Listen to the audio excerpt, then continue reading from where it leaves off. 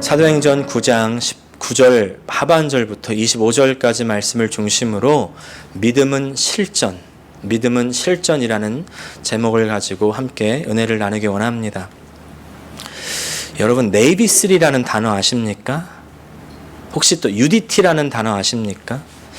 네이비3는요, 미 해군 특수부대를 말하는 것이고, UDT는 한국의 해군의 특수전 전단을 말하는 것이라고 합니다. 갑자기 왜 이런 이야기를 드리냐면요, 최근에 젊은 사람들 앞에서 회자되는 이야기가 있어서 한번 찾아보게 되었는데, 강철부대라는 이 프로그램이 있대요. 벌써 시즌 3라고 하는데, 이 강철부대가 뭐 하는 거냐면은 각 군대들의 특수부대들이 나와가지고 서로 그 부대의 명예를 걸고 대결을 펼쳐서 누가 우승하느냐, 그러니까 누가 최강의 부대냐, 이제 이런 것들을 가르는 프로그램이라고 합니다. 여태까지 시즌 1, 2에서는 한국의 각 부대들이 참여를 했었는데, 이제 시즌 3에 와서는 강철부대 사상 처음으로 미국의 네이비실이 참여를 했다고 해서 이제 화제가 되는 겁니다. 거기다가 이제 이 네이비실과 한국의 UDT가 사격 대결을 펼쳤다는 겁니다. 제가 보면서 왜 하필이면은 네이비실과 UDT가 붙었나? 왜냐면은 이 네이비실의 훈련 내용과 과정을 그대로 따와가지고 훈련시킨 부대가 한국의 UDT라고 그래요. 그러니까 네이비실과 UDT의 관계가 어떻습니까? 뭔가 선생과 제자 같은 그런 느낌이잖아요. 여러분, 이 대결에서 누가 승리할 것 같으십니까? 저는 사실 당연히 네이비실이 이겼겠지 했는데 한국의 UDT가 이겼다고 그러는 거예요. 3발을 쐈는데 한국 대원은 10점, 6점, 10점을 쏘고 미국 대원은 7점, 8점, 7점을 쏴가지고 한국의 승리가 되었는데, 제가 보면서 어떻게 이런 점수가 나왔지? 하면서 이제 제가 유튜브로 그 화면을 봤더니 미국 군인은요, 시작하자마자 거의 2, 3초 안에 바로 쏘는 겁니다. 그렇게 쏘니까 옆에 있는 한국 군인들이 다 놀라는 거죠. 저렇게 빨리 쏴? 엄청 빨리 쏘네? 이런 반응들입니다. 반대로 한국 군인이 쏠 때는 숨을 고르고 아주 자세를 바르게 한 다음에 한 발 한 발 정성을 들여서 아주 정확하게 쏘는 겁니다. 보니까 아까 제가 한국 군인이 10점, 6점, 10점 나왔다고 그랬잖아요. 6점이 왜 나왔냐면 배 위에서 하니까 파도 때문에 잠깐 휘청거려가지고 6점이 나온 거예요. 휘청거렸는데도 6점이 나온 게 얼마나 대단합니까? 이 미국 군인들이 사격 대결을 끝나고 이렇게 인터뷰를 합니다. 혹시 보이십니까? 한 발씩 천천히 쏘는 것은 우리가 사격하는 방식이 아닙니다. 실전에서는 정확성을 위해 고민할 시간이 없거든요. 대신 여러 발을 쏴서 타겟을 명확하게 제압하죠. 이 설명을 들으니까 이해가 되는 거예요. 지금 이 두 부대의 지향점이 완전히 다른 겁니다. 미국의 네이비실, 그리고 보니까 그린베레도 같이 있었대요. 네이비실, 그린베레는 지금도 세계 여러 곳에서 실전을 경험하고 있지 않습니까? 물론 연습, 훈련이 중요한데 그 훈련도 실전을 위해서, 실전에 필요하게 연습을 하고 있는 것이죠. 근데 반대로 한국은 어떻습니까? 세계 몇 안 되는 분단 국가 중에 하나고 휴전 국가이지만 지금 실제 전쟁은 거의 일어나고 있지 않죠. 그리고 또 아이러니하게도 북한의 위협이 있을 때 가장 겁을 먹지 않는 나라가 어디 나라입니까? 한국입니다. 그렇죠?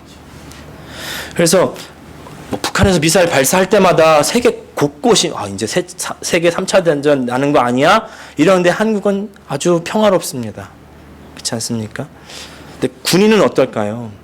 제가 물론 한국 군인들을 다 대변할 수가 없는 위치에 있지만 사실 군인들의 심정도 비슷하지 않을까, 그런 생각을 해보는 겁니다. 다시 훈련으로 넘어와서 이제 우리가 6.25 전쟁, 한국 전쟁을 겪은 지 얼마 안 되었을 때는 실전처럼 훈련했겠죠.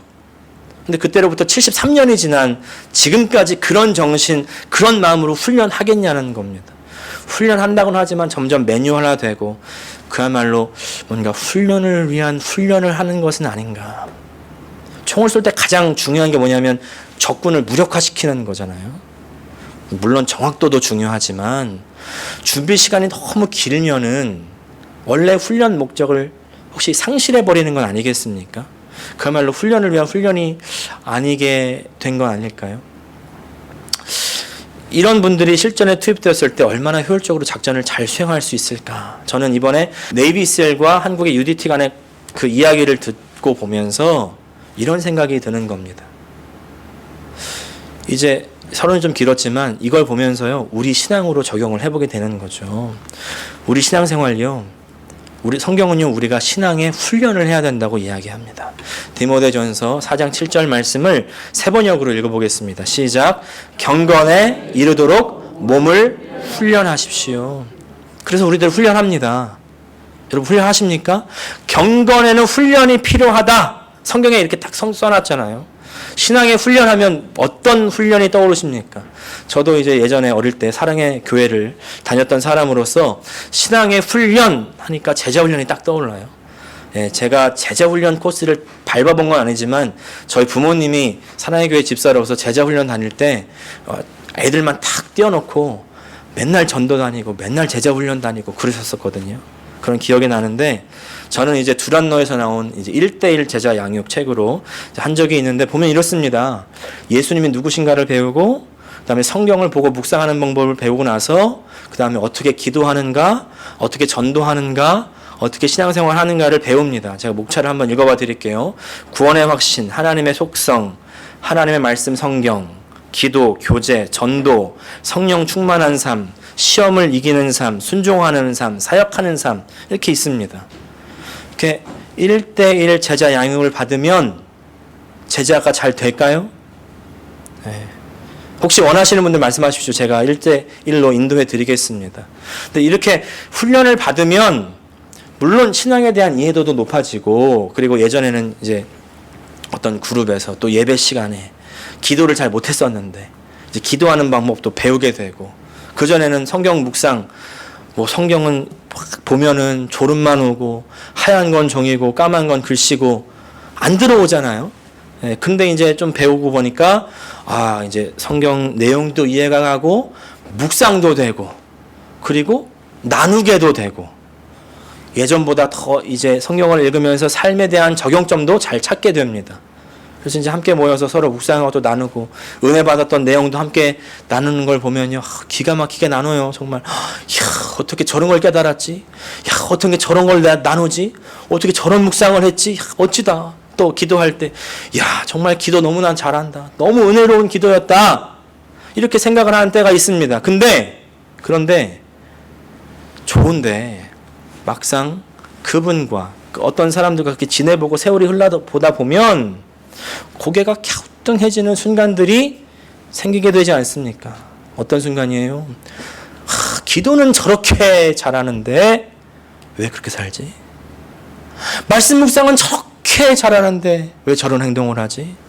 그런 갸우뚱. 네, 제가 먼저 저를 고발하겠습니다. 이미 목사들에게서 그런 거를 다 많이 느끼셨어요. 정말 저 목사 말은 아주 뻔지르르게 하는데 정말 왜 저렇게 살아? 예. 또 1순위가 목사라면 2순위는 누구예요? 장로들 아니겠습니까? 또 집사 아니겠습니까? 예. 그래서 교회에서 주로 누구에게 상처받았냐? 1순위가 목사, 2순위가 장로 집사. 그죠? 아니 어떻게 교회 목사가, 어떻게 교회 장로가, 교회 집사가 그럴 수가 있어. 그런 소리를 듣게 되는 것이 저의 현실, 우리의 현실입니다. 이런 맥락에서는 아까 말씀드렸던 네이비셀과 UDT의 대결이 마음속에 충격적으로 다가왔던 겁니다. 우리 신앙이 마치 그냥 훈련을 위한 훈련을 하는 것은 아닌가 하는 것이죠. 교회 안에서는 정말 이 신앙 안에서 엄청난 기도를 하고 엄청난 말씀을 이야기를 하는데 엄청난 고백도 하는데 막상 삶 속에서는 형편도 없고 다른 사람들에게 고개를 젓게 만드는 그런 모습들이 왜 만들어지는가 말이죠. 혹시 그 이유가 우리가 한다고 하는 이 경건의 훈련들, 또 기도의 훈련, 말씀의 훈련, 이런 신앙의 훈련들이 그냥 교회 생활만을 잘하기 위해서만 하는 것은 아닌가 하는 것입니다. 사실 우리가 신앙의 훈련을 하는 이유가 뭡니까? 우리의 사는 삶 속에서 정말 믿음으로 살기 위해서 아니겠습니까?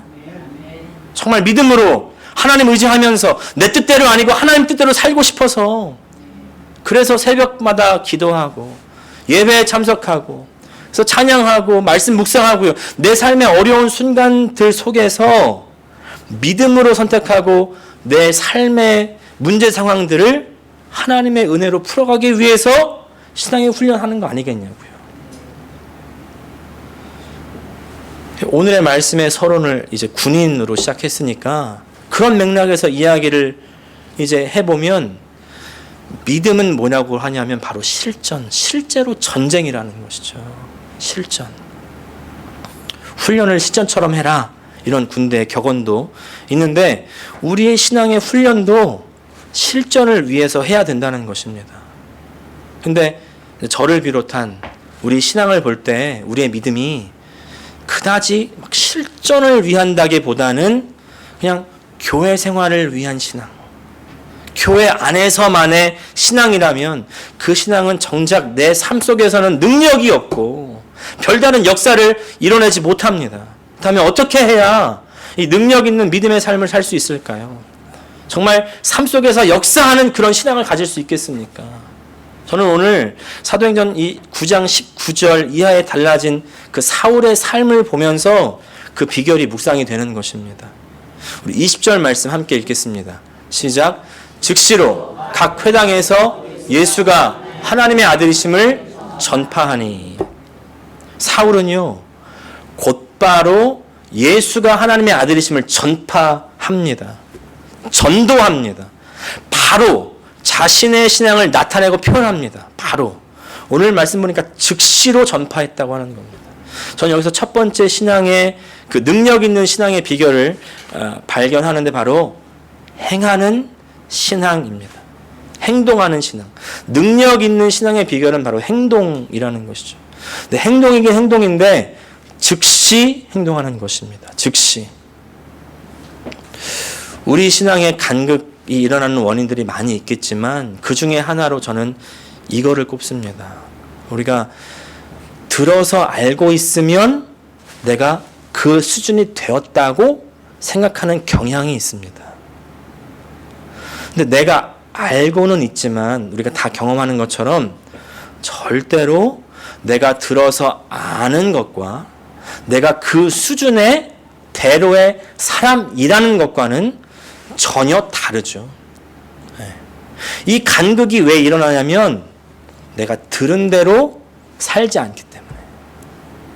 그래서 이제 내가 들었던 것을 내 생각 속에 갖고 있다면 그 생각을 행동으로 바꿔야 되는데 생각을 행동으로 바꾸는 것의 중요성은 너무나 많은 사람들이 이야기를 하고 있습니다. 근데 내 생각이 행동까지 가는 것이 참 쉬워 보이지만 사실은 쉽지 않다는 것을 우리는 삶을 통해서 현실 속에서 알고 있죠. 발견하죠. 어떻게 나의 생각을 행동으로 바꿀 수 있을까요? 많은 사람들이 습관을 이야기합니다. 습관. 여러분, 오늘 아침에 이 닦으실 때 어느 손으로 치약을 짜쓰셨습니까? 어느 손으로 치약을 짰는지 기억나십니까? 또 여러분 오늘 교회로 나오시면서 신발을 신으실 때 어느 발부터 신발을 신으셨는지 기억나십니까? 기억이 안 납니다. 그게 어떻게 보면 당연한 일이죠. 지금 당장 오늘 아침에 뭘 먹었지? 하면 기억이 안 날 때가 있습니다. 그죠? 지금 무슨 말씀 드리는 거냐면 우리 삶의 대부분이 내가 의식하지 못한 채 습관에 의해서 흘러가고 있다는 겁니다. 그래서 습관이 중요하거든요.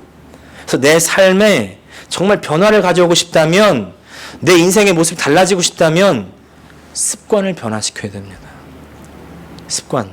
심지어 예수님께서도 습관이 있으셨다는 사실을 아십니까? 성경에서는 안식일에 예수님께서 안식일마다 회당에서 성경을 가르치고 말씀을 나눕니다.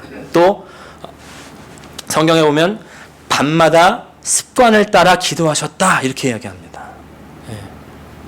좋은 신앙을 가지고 싶으면 좋은 신앙의 습관을 가져야 되고 좋은 몸을 가지고 싶으면 운동하는 습관을 가져야 되고 공부를 잘하고 싶으면 공부하는 습관을 길러야 되고 살을 빼고 싶으면 식습관을 바꿔야 되고요. 그렇죠? 이것도 말은 쉬운데 습관을 만드는 게 정말 쉬운 일이 아닙니다. 어떻게 좋은 습관을 만들까요? 또 역시 이 주제에 대해서 너무나 많은 책들이 이미 시중에 많이 널리고 널려 있습니다.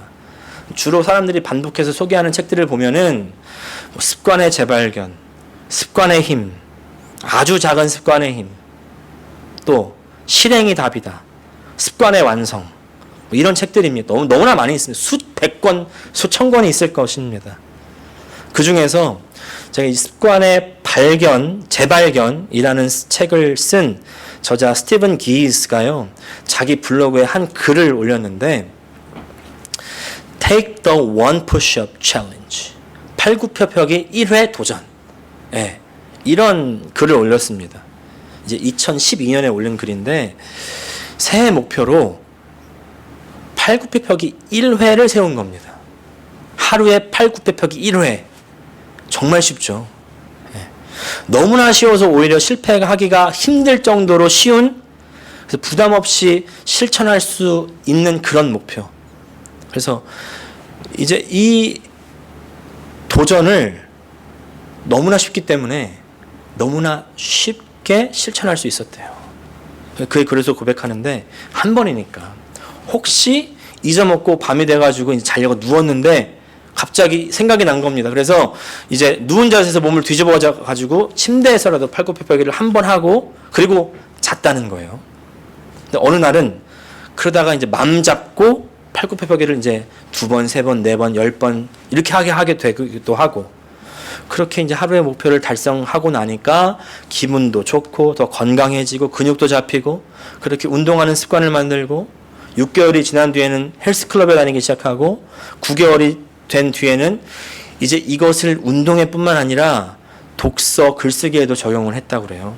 그래서 그런 글들을 연재하다가 습관의 재발견이라는 책을 쓰게 된 겁니다. 이 습관에 관련된 책들을 읽어보면 가장 중요한 점으로 저자들이 꼽는 한 가지가 뭐냐면 하는 겁니다. 하는 거예요. 가장 쉬운 거 뭐라도 한 가지를 하는 것입니다. 아무리 쉬운 것도 하지 않으면 좋은 생각도 내 삶으로 이어지지가 않는다는 것입니다. 우리 신앙도요, 설교를 들을 때, 말씀을 볼 때에 뭔가 깨닫는 게 있고, 아하, 그런 모멘트가 생기면은 기분 좋잖아요. 은혜가 받았다. 하나님의 음성, 나의 삶을 향한 하나님의 음성을 딱 발견하면 기분이 좋습니다. 근데 그 묵상을, 그 깨달음을 내가 실제로 행동하지 않으면 내 신앙은 내 생각으로만 그쳐버리고 행동이 되지 않으면 내 삶과는 아무 상관이 없다는 거예요. 그리고 그것은 내 신앙이 아닙니다. 여러분, 말씀을 읽으면서 뭘 깨달으십니까? 그걸 하십시오. 설교를 들으면서 뭘 얻으셨습니까? 그걸 하십시오. 내가 이번 주에 듣고 읽고 은혜 받은 것을 하십시오. 여러분, 지금 사울이요, 본문에서 하는 것이 바로 그겁니다. 사울은 여러 가지 측면에서 참 대단한 사람이기도 합니다. 학식도 높고, 근데 무엇보다 참 훌륭한 면은 이 사람은 자기가 옳다고 생각하는 것을 그냥 합니다. 예수를 믿지 않았을 때도 예수를 믿는 것이 잘못되었다고 생각하니까 그것을 행동에 옮기는 사람이었고, 이제 예수를 알고 믿게 되니까 자기가 아는 것을 그대로 전파하는 거죠. 뭔가 재고 따지고 하는 게 아니라 즉시로 하는 겁니다. 즉시로. 여러분, 오늘 예배 끝나고요, 즉시로 하실 수 있는 신앙의 행동이 뭐가 있는지 한번 찾아보시기를 바랍니다. 어떤 분은 바로 기도할 수 있어요. 예, 한 구절 기도하기. 뭐 그런 거 어떻습니까? 하루에 한 구절 기도하기. 예. 또 어떤 분들은요, 말씀을 한 구절 읽을 수 있습니다. 한 구절 읽기. 또 어떤 분들은 내가 만나는 사람에게 예수를 전한다. 예수님 믿으세요? 너무 좋아요. 한마디 할 수 있습니다. 교회 다니세요? 너무 좋아요. 한마디 할 수 있습니다. 네. 즉시 행동하는 신앙이 내 믿음의 실전입니다. 그리고 그런 믿음의 실전들이 하루 이틀 쌓이고 한 달, 6개월, 1년이 되면은 나는 믿음으로 말미암아 사는 것입니다. 네. 믿음으로 말미암아 살리라. 이런 찬양도 있잖아요. 믿음으로 말미암아 살리라. 그죠? 우리 모두 그 즉시로 행동하셔서 믿음으로 말미암아 사는 의인으로 발견되기를 축복합니다. 아멘. 자, 그렇다면은 그렇게 살기로 결정한 사람들이 유념해야 될 것들이 있습니다.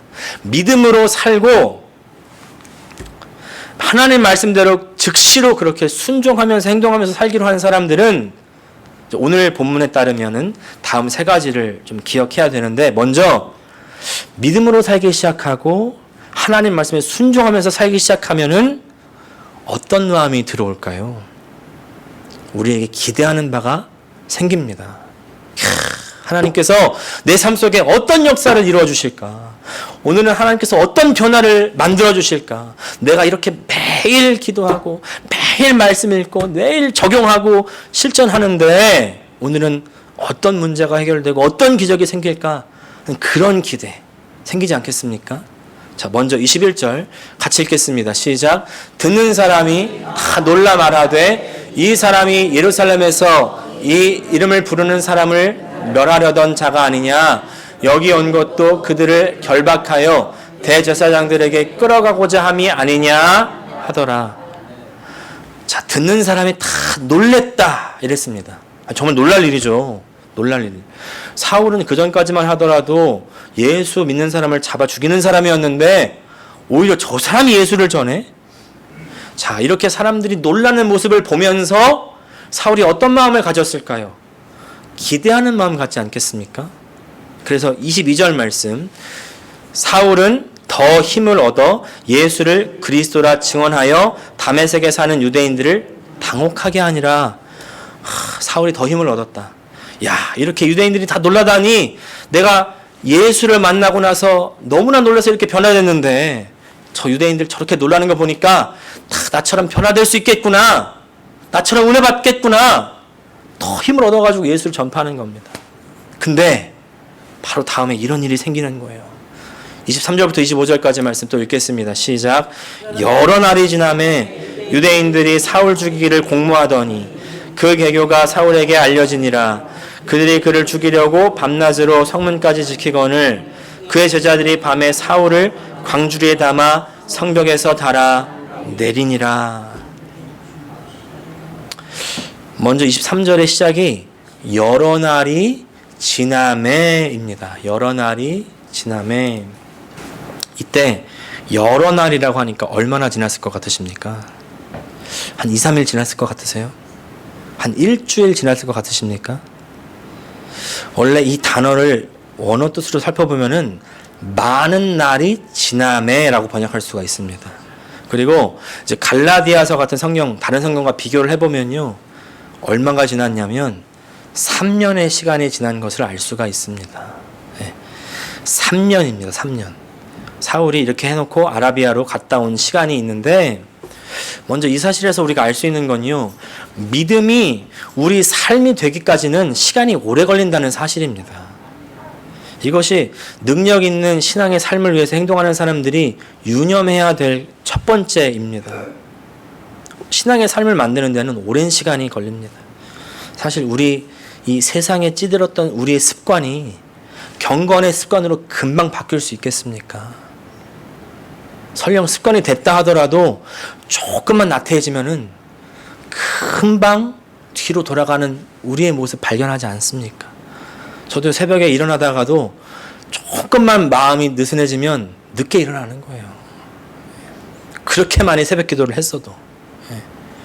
또 우리가 복음을 전했을 때 그 전한 복음이 열매를 맺히기 위해서는 또 시간이 필요합니다. 오랜 시간이 필요하죠. 근데 그 다음에 오케이, 시간이 오래 걸리는 거 인정됩니다. 근데 이게 무슨 말입니까? 무슨 일이 일어납니까?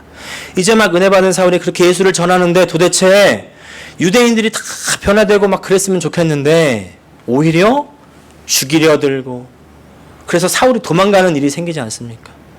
이거 인생의 큰 실패 아닐까요? 어떻습니까? 여기에 능력 있는 신앙의 삶을 위해서 행동하는 그리스도인들이 유념해야 할 두 번째가 있는 것입니다. 뭐냐면 신앙의 역사는 처음에는 눈에 보이지 않는다는 사실입니다. 사울의 사역이요, 실패했습니까? 사울의 사역은 실패가 아니라는 것입니다. 사울의 사역은 실패가 아닙니다. 왜냐하면 지금 눈에 보이는 현상은 유대인들이 사울을 죽이려고 그래요. 근데 이 현상이 일어나고 있는 그 속의 의미를 우리가 살펴봐야 됩니다. 사울의 사역 이후에 3년의 시간이 지나서 사울을 죽이기로 공모를 했다는 것은요, 지금 이 유대인들 사회에서 사울의 영향력이 그만큼 커졌다는 것입니다. 영향력이 없었으면은 그냥 그렇게 하다 끝나나 보다. 저 사람 정신이 잠깐 돌아가지고 그냥 예수 전하다가 그냥 끝나나 보다. 그러고 말았겠죠. 무시했겠죠. 근데 실제로 복음을 듣고 변화되는 유대인들이 많아진 것입니다. 우리는 주로 밖에 일어나는 현상에 주목하기가 쉽죠. 근데 실제 믿음의 역사는 우리의 삶의 내부에서 역사하고 있다는 사실입니다. 사랑하는 여러분, 우리가 지금 즉시로 하나님 말씀을 따라 살면은 그것은 믿음의 씨앗이 뿌려진 것입니다. 그 씨앗은 땅속에서 껍질을 뚫고 나오고 그리고 뿌리를 내리죠. 근데 처음에 말씀드린 것처럼 그래서 시간이 걸립니다. 그리고 땅 속에서 이루어지는 일이기 때문에 눈에 보이지 않습니다. 그러나 시간이 지나면 눈에 보이지 않던 현상이 밖으로 나오게 되는 겁니다. 마지막으로 능력 있는 신앙의 삶을 위해서 행동하는 그리스도인들이 유념해야 될 세 번째는요, 그 행동하는 신앙에 하나님께서 함께 하신다는 사실입니다. 자, 지금 사울과 함께하는 사람들의 눈에 보이는 현상, 그리고 우리가 지금 사도행전을 읽고 있을 때 우리 눈에 보이는 그 현상은 유대인들이 사울을 죽이려고 그러고, 그리고 사울이 성벽을 이제 밧줄을 내려가지고 광주리로 내려 도망하는 모습을 보는 것입니다.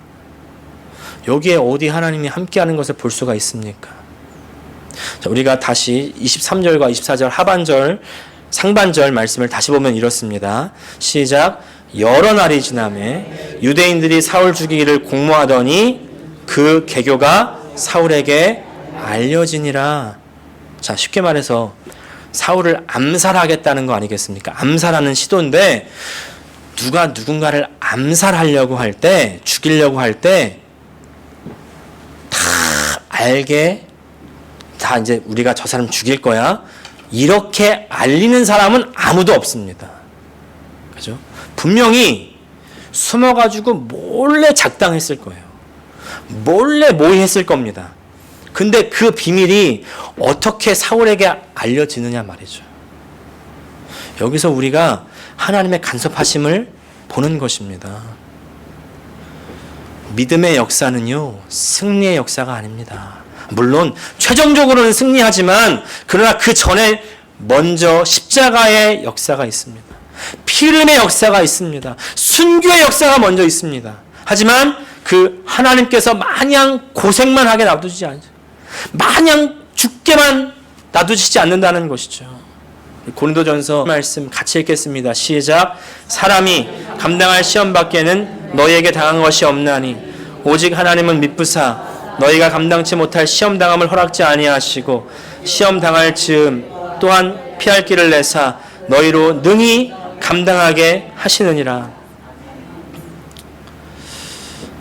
마지막 결론입니다. 여러분, 우리 믿음, 우리 신앙은요, 실전입니다. 실제 전투. 내가 하나님의 은혜를 받고 말씀을 깨달았다면 바로 그 즉시로 행동해야 됩니다. 하지만 그 열매가요, 바로 나오지 않습니다. 세 가지를 유념하십시오. 첫 번째, 시간이 걸린다는 사실입니다. 내가 경건한 사람이 되는 것도 시간이 걸리고 하나님의 역사의 열매가 맺혀지는 것도 시간이 걸립니다. 둘째, 당장 눈에 보이지 않습니다. 그런데 셋째, 하나님께서는 함께 하시고 역사하고 계십니다. 함께 기도하겠습니다. 이 시간 기도할 때 하나님 우리 아버지, 우리가 무엇을 보며 살고 있습니까? 눈에 보이는 것만 가지고 살지는 않습니까? 또 아버지, 우리가 교회를 다니며 신앙생활을 하지만 그 신앙생활 무엇을 위한 신앙의 생활입니까? 내 삶에 연결되고 있습니까? 하나님, 우리 아버지, 오늘 나의 삶의 정황 가운데 점검하게 하시고 내 교회 안에서의 신앙이 참된 삶으로 연결될 수 있도록 주님 도와주시옵소서. 즉시로 행하는 신앙 갖게 하여 주시옵소서. 함께 통성으로 기도하시겠습니다. 하나님 아버지, 우리가 교회 안에서만 신앙생활을 하고 있는 것은 아닙니까? 하나님, 정말 우리의 삶 가운데 능력 있는 그런 신앙을 가지고 싶지만 그러나 하지 못하는 우리의 현실 가운데 아버지, 언제는 우리가 은혜 받을 때, 깨닫게 될 때에 즉시로 행동하는 신앙 가질 수 있도록 도와주시옵소서. 아버지, 그러나 즉시로 행동할 때에 그 열매가 바로 들어가지 않을 때도 있습니다. 시간이 오래 걸린다는 사실을 기억하면서 아버지, 또 눈에 보이지 않는다는 것을 기억하면서 눈에 보이지 않지만 그러나 그 속에서 역사하시는 하나님의 손길을 신뢰하며 나아가는 믿음의 사람들 다 되게 하여 주시옵소서. 그래서 우리 삶 가운데 하나님의 역사와 능력으로 가득하게 하여 주시옵소서. 예수님의 이름으로 기도합니다. 아멘.